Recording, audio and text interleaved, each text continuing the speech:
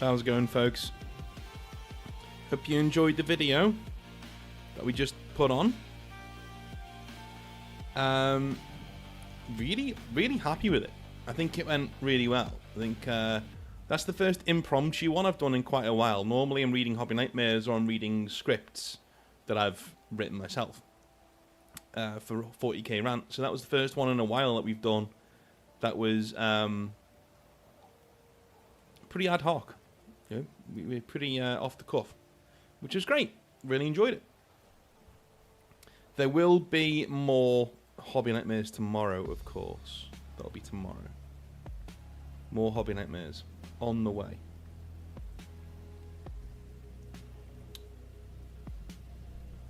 Today, we're going to be doing some hobby showcase. And then we're going to chill for a little bit. I may be back on a little bit later on, streaming actually, depending on what I get done. Because it's a busy old day today. But I couldn't put this off any longer. I had a few other things coming in that I needed to sort out. But I just thought, nah, I've got to. I've put this off twice already. I've got to do some hobby showcase. So there we go. Story Whisperer, how's it going, man? Hey, Board, how's it going, dude? You okay? Yeah, a lot of people do save the videos until they're I do that as well, to be fair, with other people's videos. Like, I'll save them for when I'm cooking, or I'll save them for when I'm in the gym, or when I'm running or something, you know?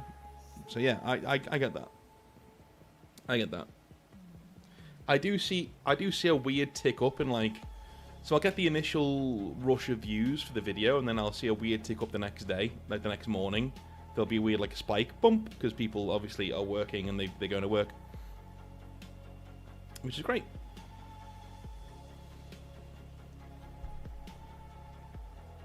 Hey, Dark Knight. How's it going, man? Yeah, we'll start the showcase at about 25 minutes past. Yorkshire Pirate. How's it going, dude? Yeah, we'll start at like 25 minutes past.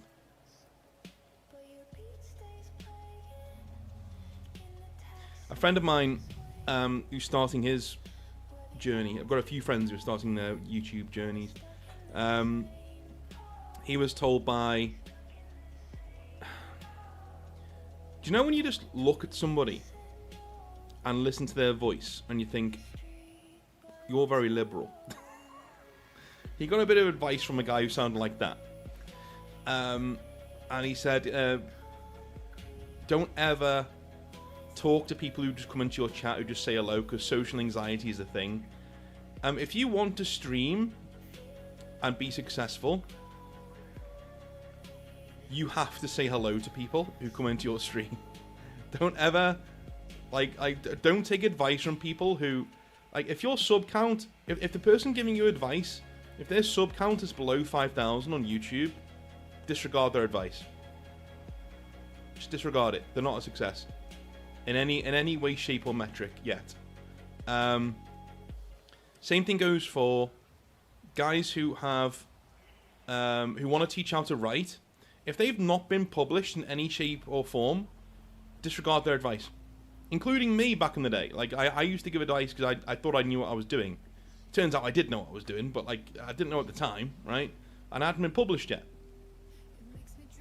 You know. Look for people who've got results to give you advice. And the reason why I say that is because we're going to be looking at models today, at people's models, people's painting. And it's very important to me that you all recognize, like, where I am in terms of my skill level. I'm a decent painter, tabletop standard. That's it. I've never entered a painting competition. I will never enter Golden Demon because I won't get anywhere. I'm a bog standard painter. I can just make armor and models look okay. They look okay, you know? They look fine, is what I'm saying. So when I give you advice, you need to just take that with a not a pinch of salt, but like take it with a, oh yeah, you know, I get that, it's fine, yeah, he's got a point there. but try not to take it as, you know, take it too seriously, shall we say. Because I might not be right. I might not be right. If I'm being honest. I'm just looking for my...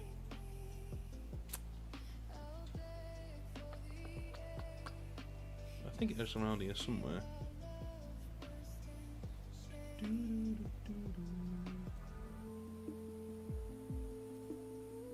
Maybe it isn't. Okay. Alright.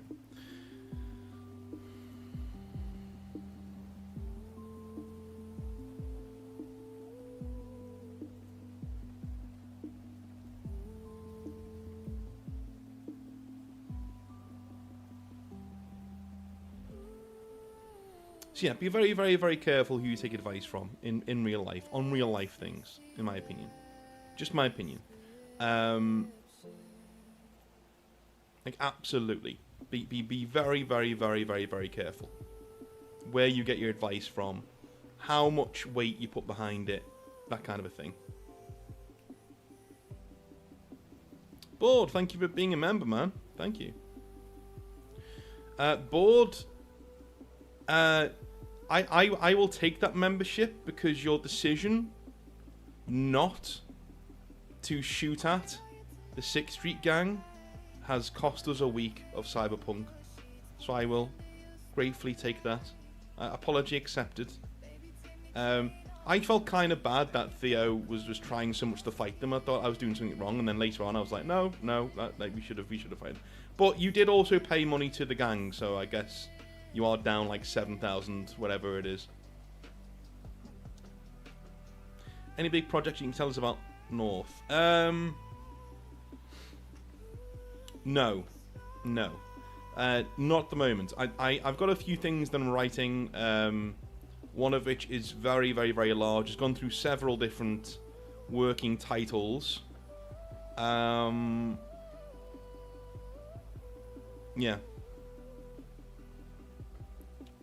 But I will get into that when I get into that. I'll be doing a full video on that when I do it. Hey, Ghost.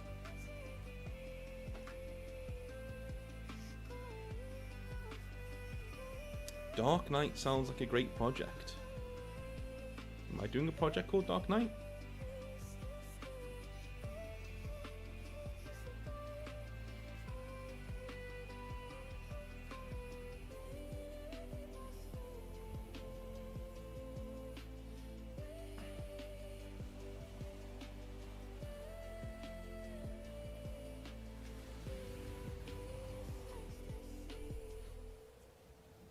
And we got about 35 pictures, I think, to look at.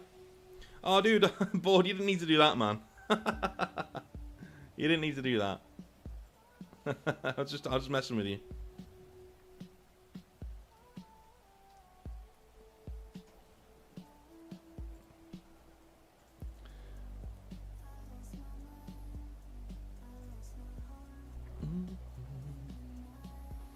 Jaro says, how do man listen to your videos every day on my way to and from work? Thanks for the hours of entertainment. No problem, man. No problem. No problem at all.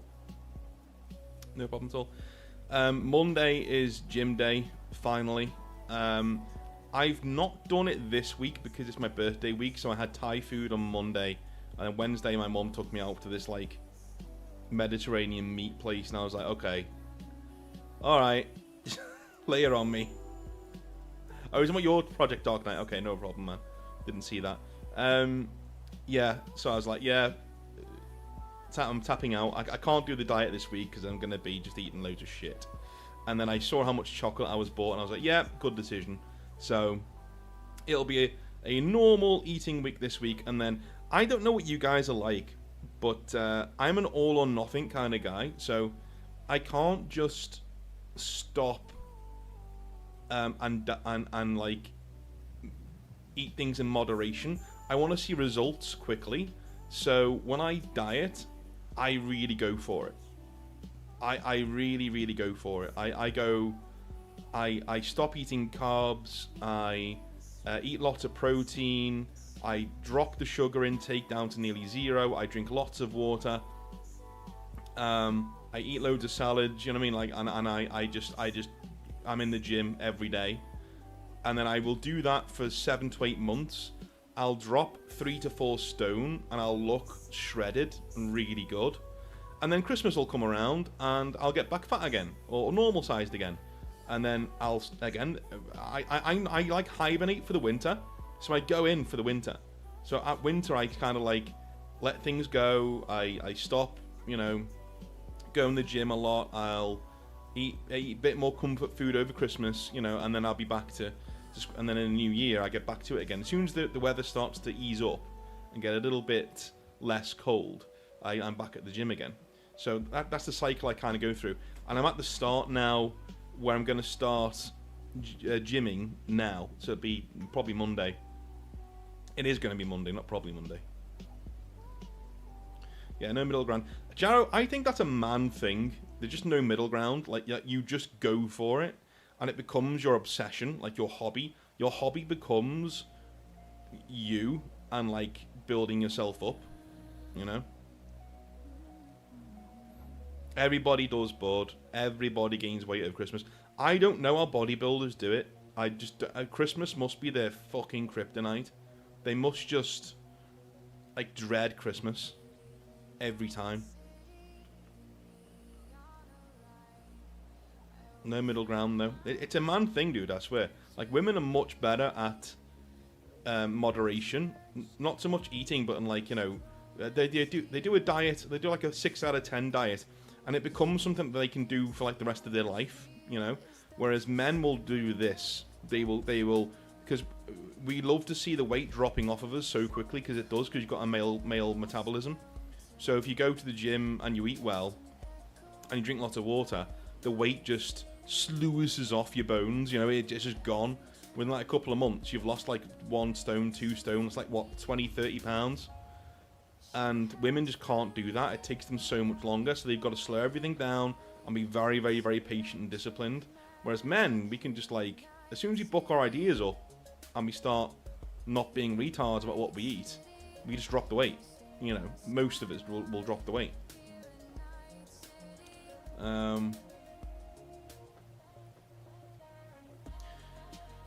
Bonsai Passion Project for 4th edition 40k White Scars on bikes. That sounds cool, man. Dark Knight, that sounds cool. That sounds cool. I have some Outriders here that I've just not built or painted for years. I've had them for like 3 or 4 years. It's terrible. I've still got the Age of Darkness box set, not touched. Still in the shrink wrap. Terrible.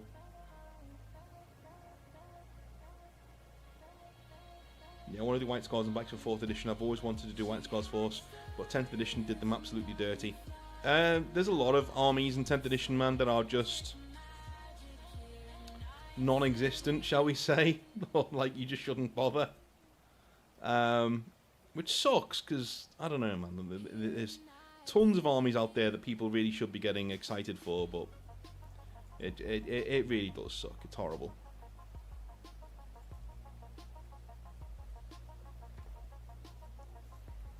Jared says, yeah, I'm starting to get started with the gym today. Funny that you've brought it up. Man, starting is the hard part every time. It is. Do you know what I hate about it, Jared? What I hate is when I know I've put on weight, and I know the people in the gym saw how good I looked the last time I left the gym several months ago. They'll remember, right? And then they're going to look at me and go, whoa, you had a good Christmas, didn't you, little fatty? Hey? You had a good one, didn't you? Stay here. No, I'll just walk in like that kind of way. That's my main, you know, the start of it's always worse. When you're first on that treadmill and you feel all of your flabbiness, you feel like you're a fucking lava lamp just running around.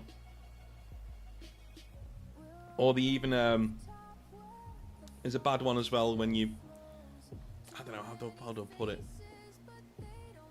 Oh, yeah, so like, the first time I go to the gym, and I'm doing cardio, which I do every single time. Yeah, I do cardio.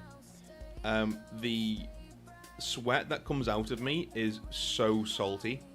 It's so salty, it stings my eyes and around my mouth. I'm like, oh, It's like my body is just purging itself of the salt that has built up in my system over all the nice foods that I've had over like the last couple of months.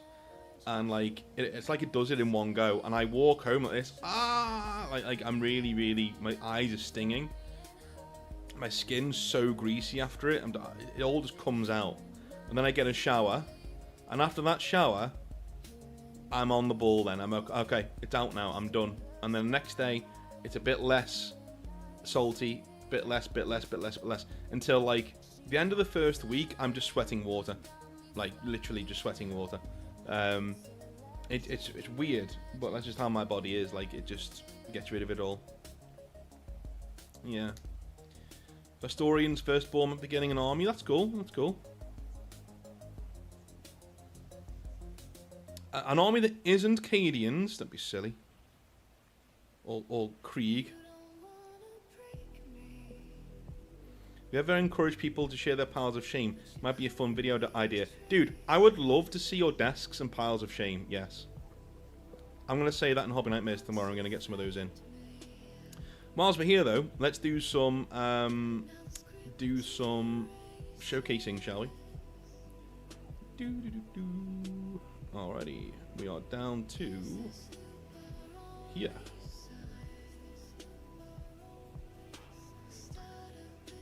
I think this is Grimm's Iron Warriors. I think.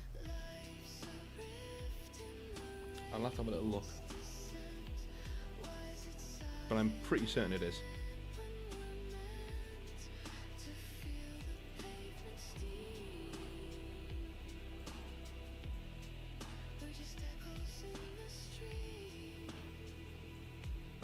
It looks pretty cool.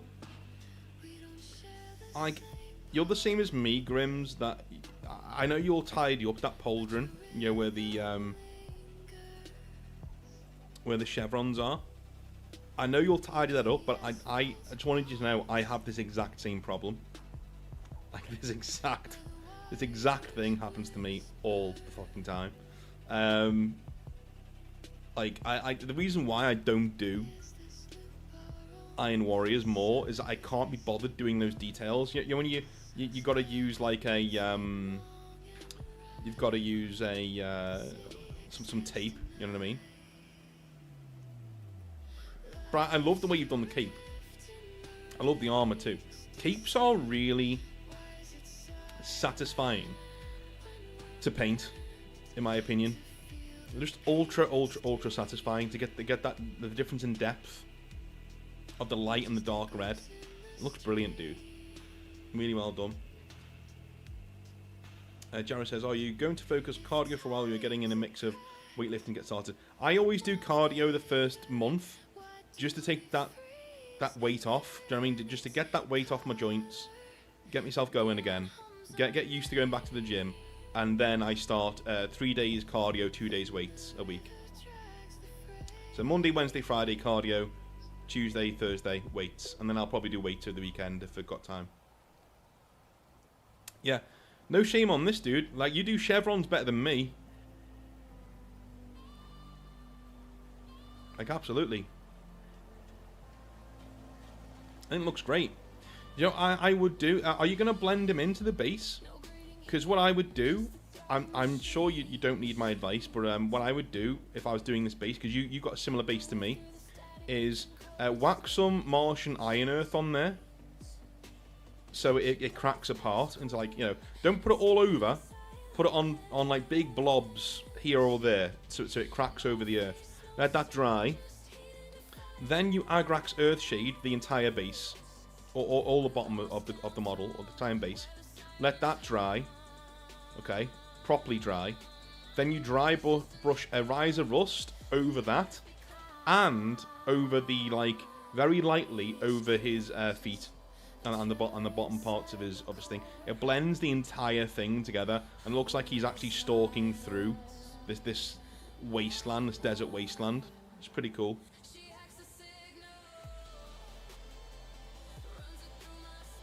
Jimmy says, North, would you do a how-to on rules writing or adapting OPR? I want to try and make Legion Imperialis fun and dynamic for me and the lad. I don't know much about Legion Imperialis, but I could try. doing something about how to... The general theory I could. Yeah, sure. Yeah, I'll add it to the... I'll add it to the list here.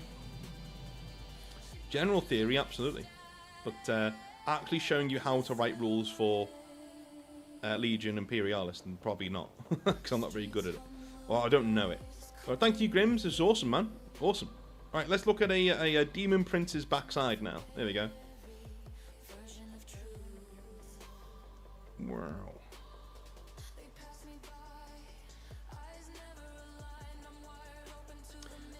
Again, if your models aren't seen this week, they will be seen next week. Or maybe over the weekend. Here is the front of the Demon Prince.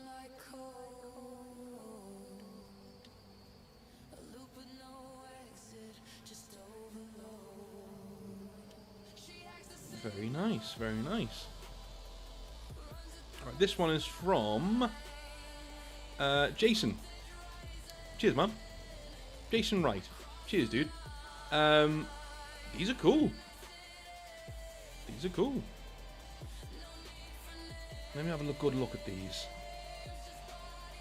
You send them into hobbynightmares@gmail.com, the usual email address. I love the wings, dude. Like, the wings are really eye-catching. There's so many... Not many people use bone anymore for things like this. But I really do love that texture on the wings that you got going there. But I'm also a huge sucker for purples if they're done right. Now, this is a really good-looking Demon Prince. Actually, I wanna know what base you're gonna use.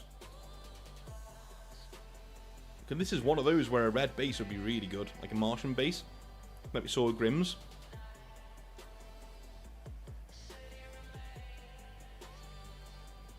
That's the thing with Be'lakor. I would also love to paint Be'lakor, but he's such a lovely model. It's too intimidating. I'd fuck it up. I'd absolutely fuck it up.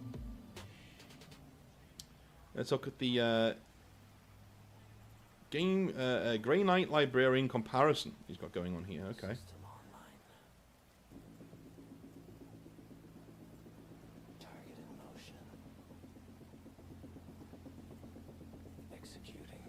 Man of culture. The Grey Knight Librarian comparison is comparing the recent one against the first model I ever declared finished. I didn't want to strip and repaint my first model, so I bought another one. And I kit bashed him into what I thought a Grey Knight's Librarian ought to look like. Okay. Well, you've definitely come on leaps and bounds, man. You've come on... And what I like about this is you can actually see, because they're very similar models, you can really see how the technique has gotten better. You're thinning down your paints, you're using textures, you're using dark spaces, you're picking out details, you're using inks properly, you know. Like, that Librarian on the right is near enough, for me, that's tabletop standard. That's tabletop standard right there. You know. One on the left does look like a beginner model, you're right. The one on the right looks like a tabletop standard. If you base him properly and melt him into his base, so the base and him are complementary, that is what I would call a tabletop standard model. Maybe put some flesh tone on his face, and you've got like a tabletop standard model right there. That's a really cool. That's really good the way you can see how the skill's gotten better over time. I love that. I love before and after pictures. If any of you guys have before and after pictures, I'd love to see them. Like that would get extra points in one of these. Not that we're giving prizes away or anything like we used to. But,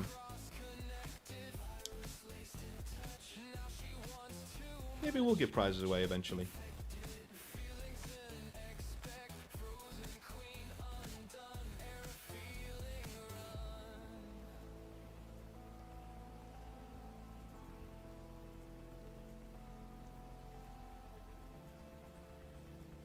It's something that I know we used to do on the channel a lot. We used to give away prizes for painting and stuff. I think I might get into that again. Yeah, dude, you can see how you've gotten better. Most definitely. Because the guy who painted that first Librarian could not paint this. Do you know what I mean? You struggle with the same thing I do, though. You struggle with flesh tone. I'm the same. I'm the same. It's difficult. Very, very, very difficult. Like, I painted a dwarven Santa Claus for my missus for Christmas. And it looks good, but the flesh just didn't turn out the way I wanted it to, you know? It's not right. It looks okay, it's just not like I see it on, like, Games Workshop, Heavy Metal, Golden Demon, all that level people, you know what I mean? And you're the same as me. You've got it looking good, but I know it can look better than that, you know what I mean? But this is a really good looking Abaddon, the spoiler. What I would say is, if you base him properly, once again, if you base him properly, this is better than Tabletop Standard. This is like competition level almost. It's really good looking model. Very good stuff. Nicely edge highlighted. Very nice. I think that's it for you, isn't it? Yeah, that's it. Okay. Excellent. Who have we got next? Who have we got next? Oh dear. Got some Dark Eldar on the way, okay. Right, so this is from Christopher Caster. How's it going, man? How's it going? Lovely models here. Okay, these are the ones today. So I want every single batch that I do. I'm going to do these in threes normally. 3 people per week. Or 3 people per stream. I'm going to try and do more than 1 stream a week of these if I can. I'm going to try and keep it to... I'll pick 1 person out every week that I would consider to be a professional standard commission painting, that kind of thing. I don't want to overawe people with, this is what normal models look like. A lot of people do that on showcases, and I don't really like it. Do you know what I mean? A lot of people will say, "Oh yeah, all models look like this." They don't. They don't. These, you know, what Chris has done here. This is his models are for me competition standard or commission standard. You know, you'd be expecting this kind of quality if you commission somebody to paint some really nice models for you. So I will pick out 1 every single week to be this. An aspirational pick, if you want to look at it that way. We have some Dark Eldar here. Really nice. And do you know what also I think is... This is really well painted, really nicely edge highlighted. He knows what he's doing. But the photography and the lighting also makes the model pop. Right? The lighting he's chosen makes the model really pop out. Really nicely done. Very nice selection of paints for me. Very good stuff. That brass in the back there of the exhaust, again, you know what I mean? It just, everything just pops out right. The lance there's in gold, so you can see it, you know, on the underneath, and nothing blends together. Each component part fits together really nicely, but is also distinct.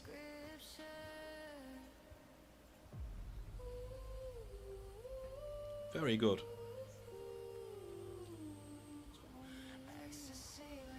Talon here. Very nice. That's a smooth paint job on top as well. Very, very, very smooth. Again, it's aspirational, right? None of us, I can't paint like this. None of us can, I don't think. But it looks good. Looks fine.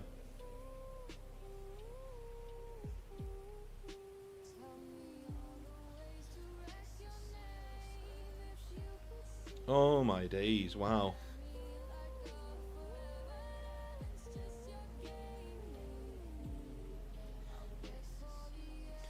Did you go, if you're in chat, did you go for a, how do I put this? A Dark Elf from Morrowind sort of look for you guys?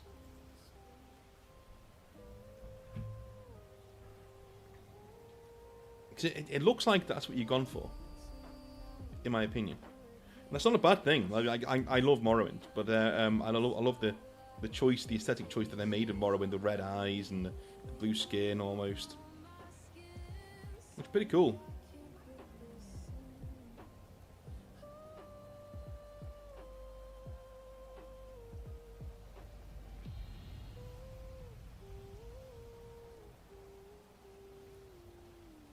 I am just looking for my own of the Exiled Blades. It should be around somewhere. Quite a while ago, I think.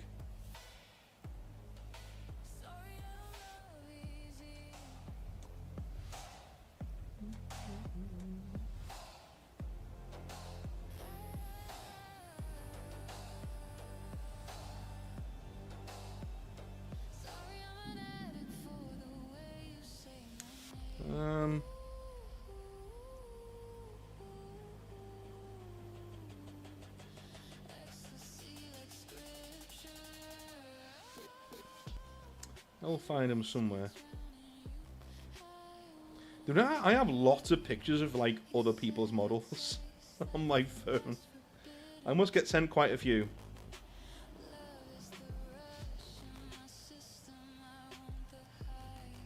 I must get quite a few.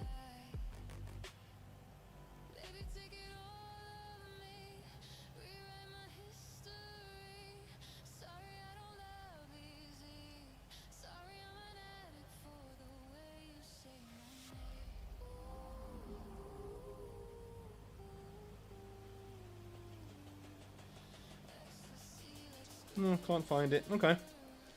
Thought I could find it, but sure, Mrs. has it somewhere.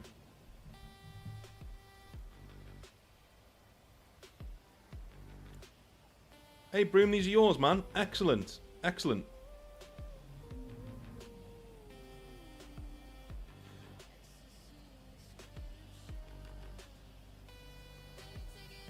You do work too hard, you're right. Well, again, I chose these as an aspirational pick, so you don't need to feel too bad. I'm going to choose one a week, as I just said. That's going to be, this is what you could do if you really worked hard. So it works out. Oh, they look awesome, man. I can tell you really worked out some issues on these Dark Eldar. Hey, Shades of Slay, how's it going, man? Thank you very much for that, dude. Thank you very much.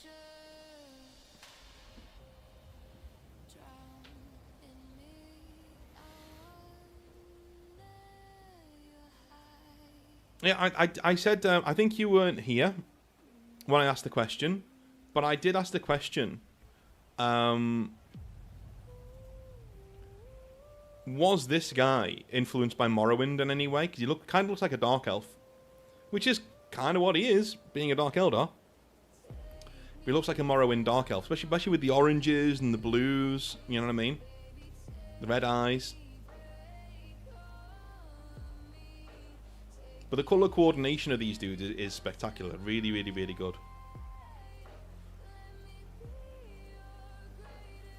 I think that is one thing about model painting that people don't really seem to get.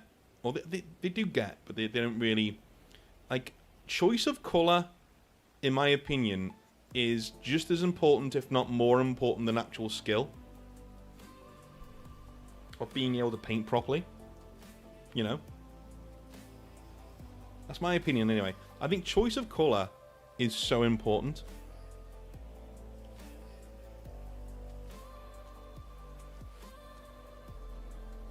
Loving the base work on these. Really well done. And edge highlighting. Yeah, you have a lot of patience, man. You have more patience than me. I will say that. You have a lot more patience than I do. Because I could not be arsed painting this army. I could not be fucked painting this.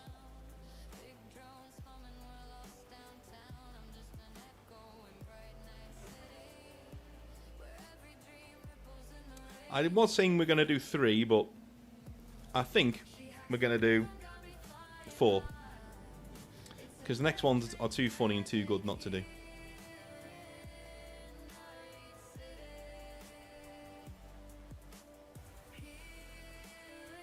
So this is from Tubbleberry, who is a display painter, so another aspirational painter. So don't be thinking that I think this is normal. It isn't. This is from Tubbleberry. We'll go through these two at a time.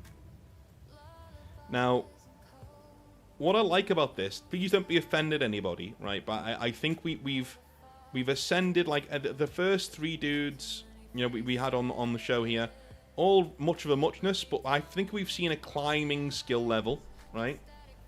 Steadily climbing skill level to what I think is the best Warhammer painter of the night, the one before this, our Dark Eldar friend, and our actual industry display painter, which is what this is. So Tubbleberry, well done, sir, for showing us how to actually do flesh tone and things like that. That's ridiculous. This is a ridiculous selection of colours and a ridiculous level of talent and skill.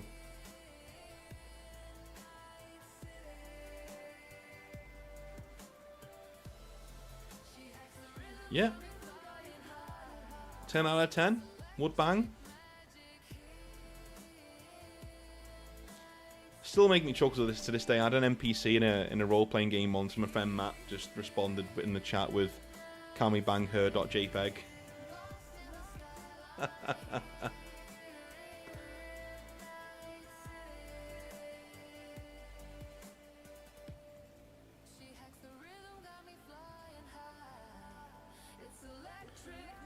I was scared it was going to be a penis then, sorry, yeah. But I guess if your penis does look like that, you need to go to see a doctor. Yeah, looks really cool, man. And again, like, the talent in doing the eyes here is ridiculous. Such good stuff. I'm going to leave them on for a little while. The girl on the right there just reminded me when we were watching Shogun the other night. And Anna Sawai came on the screen and my missus was like, I bet your character's seen all these birds like this in Cyberpunk and shit, isn't he? And I was like, yeah, pretty much. She's like, you got such an Asian fetish. What's wrong with you? I was like, yeah. What are you going to do? What are you going to do?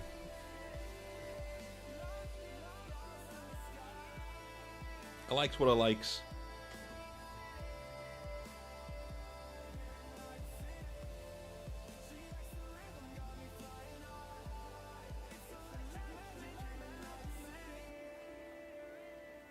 It is brilliant stuff, Shade. Yeah, yeah. Okay, so they weren't based on Morrowind. Okay, cool. Yeah, I'm guessing blue and orange would be quite common because one stands out from the other. Pretty cool though. Thank you, Bream Troll, for the $5, man. Thanks for the shout out. No, you don't need to. No, man. Thank you for supplying some really awesome models. Really cool stuff.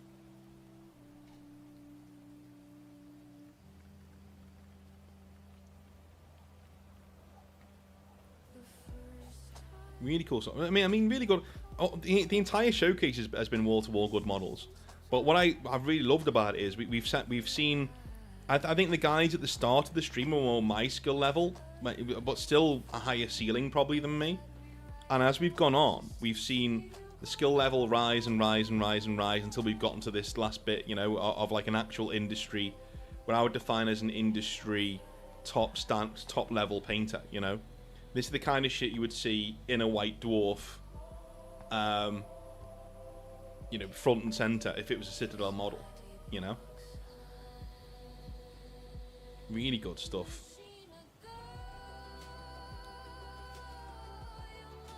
So thank you guys. I will leave that on.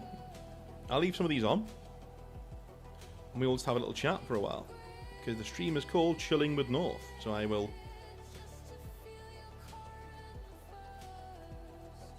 You know how to get top points from me, though. So this is why I'm not doing prizes yet. Because if you come in with a sexy samurai woman, I'm going to be giving you top marks. She's staying on the screen. Screw it. But yeah. How is everybody doing? We've had the fallout now from the female custodies and all that sort of stuff, all that sort of nonsense. So things are back to normal on the channel. I think in terms of numbers, we're actually doing okay. We're actually doing really well since the new year, so I'm very happy about that. Seeing things trend upwards and not steadily, you know, they're going upwards, which is nice. Very, very nice.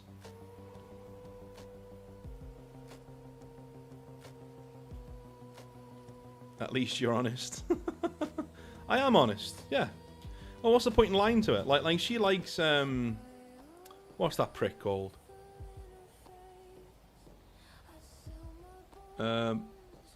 Chris Pratt. She likes Chris Pratt.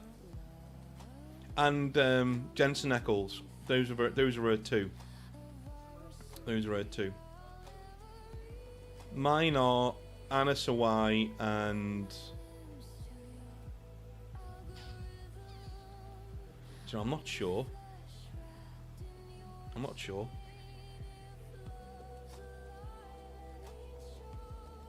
Not sure. I would say Anna Sawai and 90s Jennifer Connelly, but she's not that way anymore, obviously. So, not that it's bad being old. I'm saying, you know what I mean? Like you've. Yeah, I had a mate of mine say, "Oh yeah, she was lovely in Labyrinth," and I was like, "I'm sure she was like 14 and that." Like, what the hell?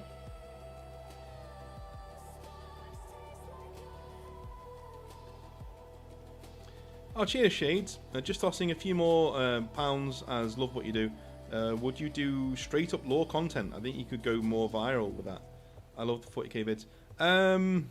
Alright, so the reason why there's now 2 or 3 reasons why I don't do lore content as a normal thing. The first one is, a lot of other people out there simply do it better than me, right? And I feel like I wouldn't be bringing anything new to the conversation, apart from my own retarded opinions, which some of you may want to hear, but most people don't. Secondly, I'm sure you've all noticed that YouTube is sort of clamping down on a lot of people doing 40k lore content. A lot of people seem to be getting copyright struck or chased down for different things, getting demonetized, all this other stuff when they don't deserve it, when they've done basically nothing wrong, you know. A few of these people have like read stuff out of books, as I've got less sympathy for that. Like if you do an audio book for free on YouTube and you put ads on it, and it's just you reading a book like Gotrek and Felix or something, or whatever it is, you don't really have a leg to stand on, in my opinion. That's not transformative. You're literally reading out the audiobook for people, and you don't own that audiobook. You don't own the rights to do that, and that is naughty, and that is technically piracy, so you shouldn't be doing it. So I would think about it. The way that we do lore on the channel is that we do the Exileverse, which is basically we rebuild the lore. We don't explore it, because quite frankly, it's very frustrating to explore it, because a lot of the time I think, oh, this just wasn't really executed very well. So with the Brain Trust, we get together and we rebuild the 40k lore. Instead of just, you know, reading out what it is, we build it. The best guys out there for 40k lore are, for me, Lewityn and Voldemort, mainly because those two guys, they will talk about the lore whilst explaining it to you and give you their own opinions. That's the kind of thing I would do, right? I love Amber King, guys like that, but what they do is a performance where they literally just show you what, you know, they tell you the lore. They don't give you their own opinions on it, they just tell you the lore as it goes on, which is great, which is fine. But again, doing that could land you in hot water, because Games Workshop might say, well, our codexes are for that, not you. So, you know, and they would be in the wrong, but corporations, obviously, that a lot of the time they get the rub of the green when we're here on YouTube. So, yeah. Yeah, Grims. Yeah, I think so the Sanguinius one I really enjoyed, and I've decided. I think I said this at the end of last year. Like, most of my content now is going to be fully scripted. It takes me a lot longer to do, and it's a lot more work, but I enjoy it. And I think there hasn't been one video this year that I haven't been like, oh, I'm proud of that. You know what I mean? There were many last year.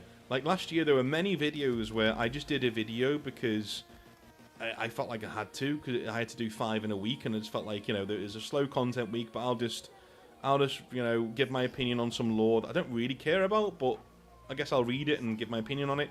Nowadays, I'll have ideas for lore videos, and I'll actually write out the script and give my opinions on it, like, fully, you know, do it that way. And it's working. Like, the numbers are going up, numbers are trending upwards, and we're having fun, and it's better content. Your own take is what makes it special. The Elder Scrolls Fallout lore scene was full before I started, but it works. Obviously, do what you want to do, but I think you should be one of the absolute best. Well, cheers, man. Thank you. Thank you. That's awesome. Awesome of you to say. I don't know. I absolutely would do it. How do I put it? I think the Exalverse is what we would do. In all honesty, is we would carry on the Exalverse. We did it last year, and I was really proud of what we did. But also, I did feel like we could do better. Right? We could do it in a bespoke video that is not just a live stream; it's a full video, and we explain our reasons for changing the lore and how things are changing and why they're changing. And we can make it more... The one thing I didn't like about how we did the Exalverse last year on stream was that we kind of forgot what we did, because there's 20 legions, right? So by the time you get to Legion 16, 17, 18, you're thinking, what did we do for the Lion again in episode 1? So what I'm going to do this time is I'm going to do the streams and then put them out as a video, and I'm going to pay somebody to basically be our admin, right? They're going to watch our streams and write down what we decided to do with each and every single Primarch, with the Emperor, with all the big things, and we're going to rebuild 40k from the ground up. So there's going to be one massive compendium of videos that you can watch from back to back to back to back if you want. And you can decide whether we did better than Games Workshop, or whether we did worse than Games Workshop at explaining the lore. I think that's the way I'd want to do it, rather than just, like, you know, talking about the lore and giving my perspective on it. I think what the Sanguinius video is one of those where I was like, yeah, I want to talk about Sanguinius for a bit, you know, and that's the kind of thing I'll do, talking about normal lore. I think so, that's what we're going to do. Robert Tron says, I see your channel more of a 40k and tabletop community rally point. Well, thank you. Yeah, I think that's basically what I'm going for. Yeah, yeah, yeah. Yeah, well, Shade, you do that. Like, yeah, you do that. I mean, you've got you're Scottish, are you not? I swear I remember watching one of your videos back in the day. It was really good. It was on Lovecraftian stuff, I think, in Elder Scrolls, from what I remember. But yeah, like, the Elder Scrolls is a series that, as you've said, is well-trodden ground. But you do approach it in a way that's an investigation rather than a regurgitation. There are lots of Elder Scrolls regurgitation lore channels out there, but like, what you do is kind of unique. Like, it is an investigation and a discussion in what's going on. I think Fudge Muppet did something similar for a while. They did a podcast about Elder Scrolls that was really good, because they wouldn't just, you know, tell you the lore. They'd assume you know, like, a base knowledge of what the lore is, and they'd investigate it more. So that they'd talk about the orcs, and they'd talk about, you know, different things like that, which is quite interesting. I find the Elder Scrolls to be just way too much. I love playing the games, but when I love the surface level Elder Scrolls lore. But as soon as we start getting into Kelpers and Dragon Breaks and stuff, I'm like, yeah, I'm out. Like, yeah, this is fucking mental, and I'm not doing this. And that makes me think this is why Dark Souls doesn't explain its lore, because it'd be like this. You say, one last super chat. Well, thank you very much, man. You don't need to do that. I would love to collab on scripting something like that. I've written 40,000 word scripts, so got experience there. Well, that's cool, man. Yeah, I'd absolutely give you some shekels for doing that. Getting involved and making the notes for the Exileverse. Absolutely, but we'll stay in touch. We'll email me. We'll set that up. I might even have guests on, so if you fancy doing that as well, we'd be more than welcome. I wouldn't be asking you questions, because obviously you'd be typing away, but yeah, absolutely. I wouldn't be requiring 40,000 words, though. Fuck that shit. I wouldn't be doing that. Yeah, you work too hard, dude. My favourite stuff from the Elder Scrolls is debating the Stormcloaks and Imperials. Yeah, that's surface level lore I can get behind, man. I can get behind that. Quick vote in the chat. Quick vote. Start poll.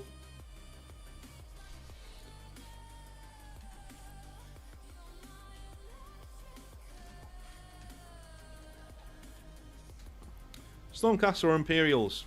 Stormcloaks. Imperials.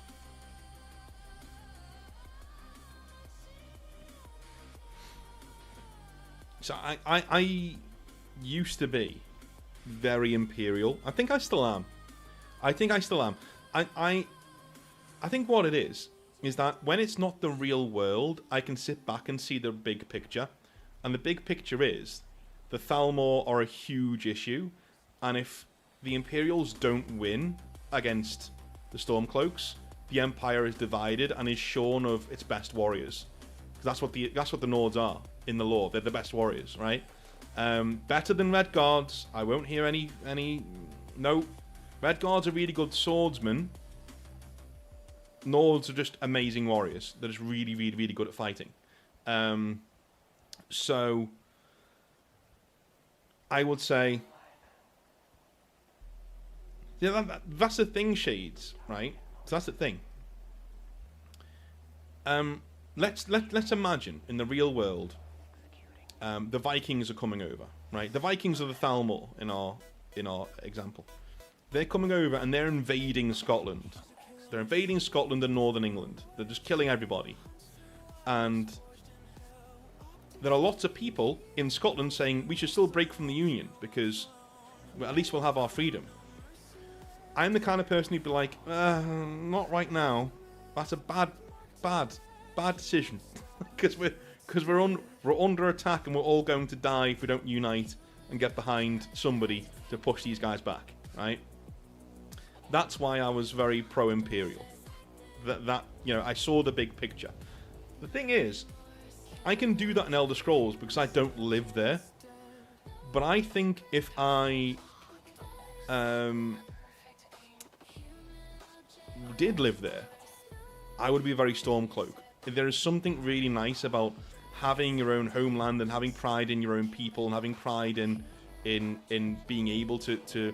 Now, if Ulfric came to me with a plan in Skyrim and said, okay, they're gonna kick the Empire out, and here's how we're gonna fight off the Thalmor and outlast them, I'd be like, sign me up. If it made sense, sign me up. Yeah. Problem is, I think the Stormcloak cause is mostly vibes. You know, it's mostly fuck them Dark Elves and fuck them Argonians and why is any Skyrim's for the Nords.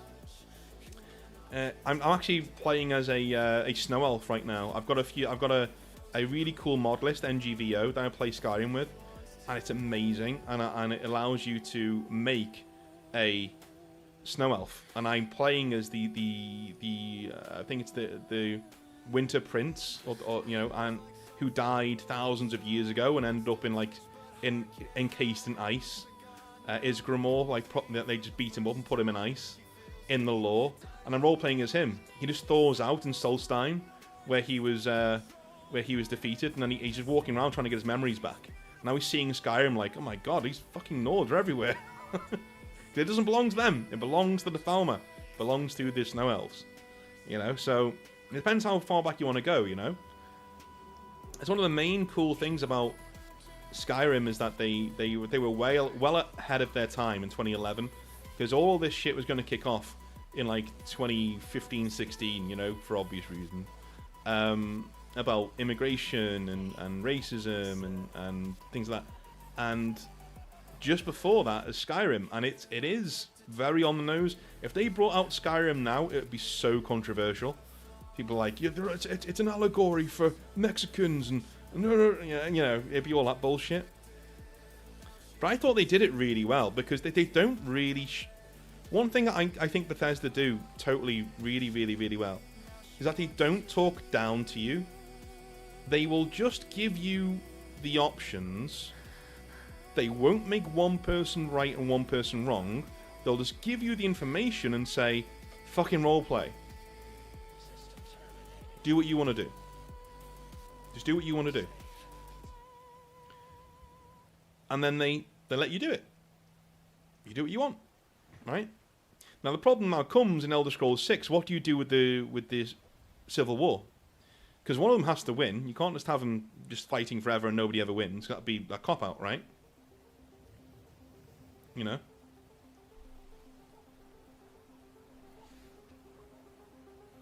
Skyrim portrays the Imperials as the bad guys, but their country just works and they sort shit out. Do they, though? See, so this is the thing. You nearly died to bureaucracy at the start of the game. If you're playing it normally, which I don't anymore. But, like, I use alternate start now. But, like, I have done for years. But, like, if you just play the standard game, you're a victim of bureaucracy. They don't want you dead. They're just like, well, we need to execute Ulfric right now. I'm sorry, but all these guys have to go. And that's a decision you need to make in wartime, right? And the minute you break free, they're like, okay, it's fine. You know, nobody tries to chase you. Nobody tries to run you down. And when you join the Legion, they don't hold it against you. They're like, absolutely, you come in, fight with us, no problem. And you're just some guy. They don't know you're the Dragonborn, right? So, I just... As the game goes on, it seems like the Imperials are bowing down to the Thalmor.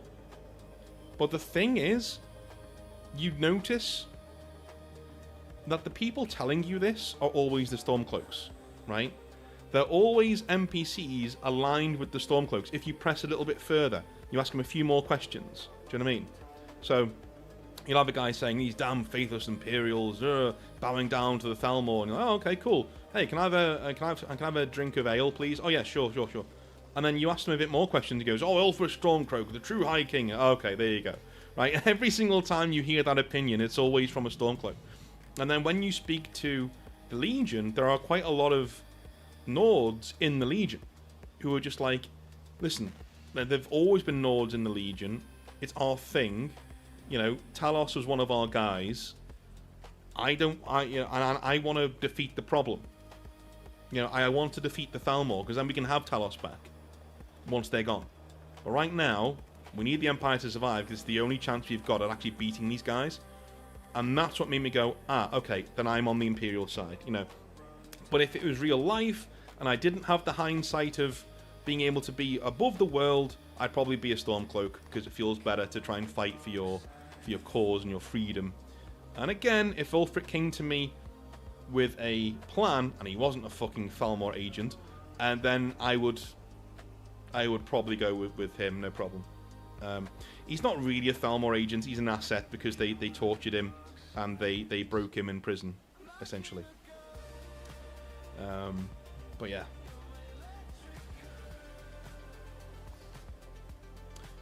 Robertson says, if it was clear cut, it wouldn't be captivating, I guess. Imperials and Stormcloaks. Yeah, I guess, yeah. Yeah, absolutely. Nordic Exile, yeah. So Tempest Maledictum mod pack is huge. Now, what I look for in a mod pack is, for Skyrim, is I want it to be essentially Vanilla Plus. I don't want to feel like I'm playing another game. I want to feel like I'm playing Skyrim, but with all of the stupid shit either patched out, smoothed down, or improved. That's it. And what I love about NGVO is that it is that. NGVO is literally vanilla Skyrim if it came out in 2026. It's gorgeous to look at. It makes my rig with a 4080 start to chug a little bit. It's like, ooh, you know, this is, ooh, it's quite beefy, right? Its combat's really good. Its directional movement's awesome. I don't know if anybody else installs voice packs for their protagonists, but I do. And it's just so cool hearing your protagonist actually say the lines that your guy's doing. It's pretty cool. Grim says a lot of the common folk won't have the nuances of the white gold concordat, so they see it as oppression and nothing else. Yeah, sure, true, yeah. And it also, a lot of the people who talk about that treaty are Imperials. A lot of the people who skim over it because they don't know about it, or they don't want to talk about it, are the Stormcloaks, right? I like that. It's pretty good. It's pretty good. It's all got a very Harold Goodmanson versus Harold Hardrada vibe. Yeah. You can't have a vibe with the Nords. Dude, Nords are my guys. This is why it's so difficult. Nords are my dudes. If I wasn't such an Orcs person, like, I love Orcs, man. If I can install a mod to close the mouths of Orcs, not like this all the time, you know, if I can install that mod, I always play an Orc. Because Orcs are just the fucking business. They're just amazing. Install a Kratos voice pack playing as an Orc character is gaming nirvana. It's just gaming nirvana. I love it. Cheers, Shades. I'll get back to you later tonight. I've got to cook the missus a meal in a minute. Because she's coming back from the gym and she's going to be ravenous. So I'm going to have to cook dinner in a mo.